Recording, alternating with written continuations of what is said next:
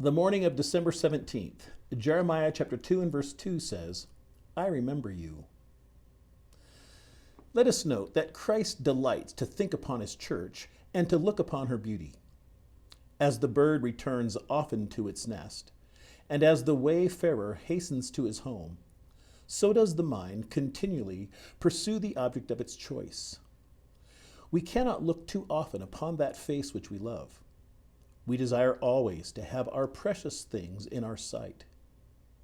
It is even so with our Lord Jesus. From all eternity, his delights were with the sons of men. His thoughts rolled onward to the time when his elect should be born into the world. He viewed them in the mirror of his foreknowledge. In your book, he says, all my members were written, which in continuance were fashioned, when as yet there was none of them. Psalm 139, verse 16. When the world was set upon its pillars, he was there, and he set the bounds of the people according to the number of the children of Israel. Many a time before his incarnation, he descended to this lower earth in the similitude of a man. On the plains of Mamre, Genesis 18, by the brook of Jabbok, Genesis 32, beneath the walls of Jericho, Joshua 5, and in the fiery furnace of Babylon, Daniel chapter 3. The Son of Man visited his people.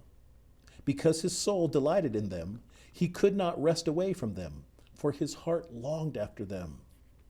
Never were they absent from his heart, for he had written their names upon his hands and graven them upon his side. As the breastplate containing the names of the tribes of Israel was the most brilliant ornament worn by the high priest, so the names of Christ's elect were his most precious jewels and glittered on his heart. We may often forget to meditate upon the perfections of our Lord, but he never ceases to remember us.